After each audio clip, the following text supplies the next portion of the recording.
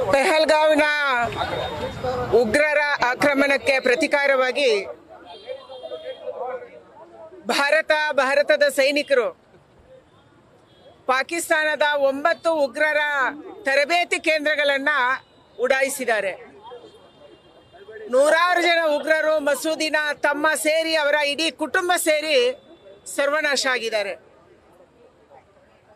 ಭಾರತದ ಪ್ರತಿಕಾರವನ್ನು ಗಡಿಯಲ್ಲಿ ನಾವು ತೋರಿಸ್ತಾನೆ ಬಂದಿದ್ದೀವಿ.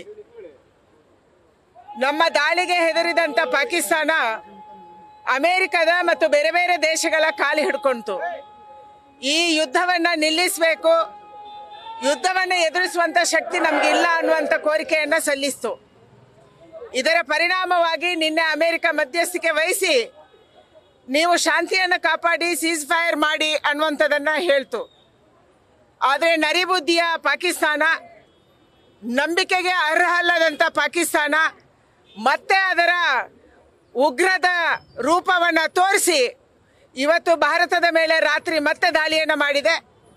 ಭಾರತದ ಸೈನಿಕರ ಜೊತೆಗೆ ನಾವಿದ್ದೀವಿ, ನೀವು ಮುಂದೆ ಹೋಗಿ ನಾವು ಹಿಂದೆ ಇದ್ದೀವಿ, ನಿಮ್ಮ ಕುಟುಂಬ ನಿಮ್ಮ ಪರಿವಾರದ ಜವಾಬ್ದಾರಿ ನಮ್ಮದು ಅನ್ನುವಂಥ ಒಂದು ಸಂದೇಶವನ್ನು ಕೊಡೋದಕ್ಕಾಗಿ ಇವತ್ತು ನಾವು ವಾಕ್ ಫಾರ್ ನೇಷನ್, ದೇಶಕ್ಕಾಗಿ ನಡಿಗೆ ಅನ್ನುವಂಥ ಕಾರ್ಯಕ್ರಮವನ್ನು ಹಮ್ಮಿಕೊಂಡಿದ್ದೀವಿ.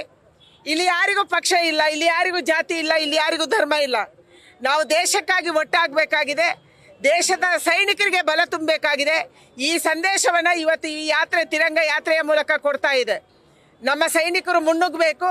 ಯಾವ ಉಗ್ರರಿಗೆ ತರಬೇತಿ ಕೊಡ್ತಾ ಇರುವಂಥ, ತನಗೆ ಊಟಕ್ಕೆ ಅನ್ನ ಇಲ್ಲ, ಕುಡಿಯೋಕ್ಕೆ ನೀರಿಲ್ಲ, ಭಾರತ ಕೊಟ್ಟಿಲ್ಲ ಅಂದರೆ ಏನೂ ಇಲ್ಲ ಅಂಥ ದೇಶ ಭಾರತವನ್ನು ಕಳೆದ 78 ವರ್ಷಗಳಿಂದ ಉಗ್ರರನ್ನು ಕಳುಹಿಸಿ ನಮ್ಮ ಸೈನಿಕರನ್ನು ಹತ್ಯೆ ಮಾಡಿ, ಜನರನ್ನು ಹತ್ಯೆ ಮಾಡಿ ನಿರಂತರವಾಗಿ ತೊಂದರೆ ಕೊಡುವಂಥದ್ದು ಮಾಡ್ತಾ ಇದೆ.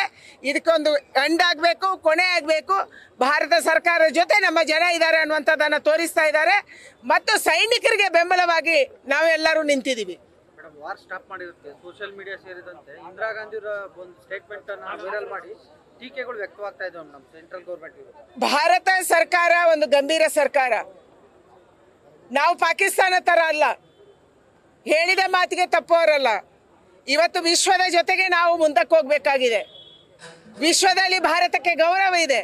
ಯಾವುದೇ ಅಂತಾರಾಷ್ಟ್ರೀಯ ವೇದಿಕೆ ಹೋದರೆ ಕೂಡ ನಮ್ಮ ಪ್ರಧಾನಿಗೆ ಅಂದರೆ ಭಾರತದ ಪ್ರಧಾನಿಗೆ ಗೌರವ ಸಿಗ್ತಿದೆ. ಅದಕ್ಕಾಗಿ ವಿಶ್ವದ ನಾಯಕರು ಭಾರತದಲ್ಲಿ ಕೋರಿಕೆ ಇಟ್ಟಾಗ ಅದನ್ನು ಪಾಲಿಸಬೇಕಾದಂಥ ದೊಡ್ಡ ಜವಾಬ್ದಾರಿ ಕೂಡ ಭಾರತದ ಮೇಲಿದೆ. ಯಾಕೆಂದರೆ ಭಾರತ ಇಡೀ ವಿಶ್ವಕ್ಕೆ ಬೇರೆ ಬೇರೆ ವಸ್ತುಗಳನ್ನು ರಫ್ತು ಮಾಡ್ತಾ ಇದೆ, ಹಲವಾರು ಸೌಲಭ್ಯವನ್ನು ಪಡಿತಾ ಇದೆ.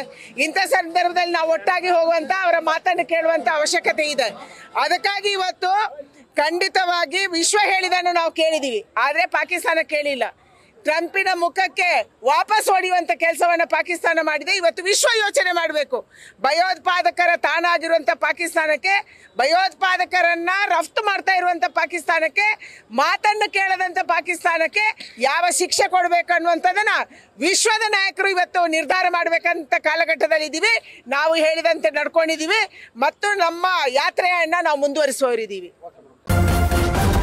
ನ್ಯೂಸ್ ಫಸ್ಟ್ ನಿರ್ಭೀತಿಯಿಂದ ನಿಮ್ಮ ಪರವಾಗಿ.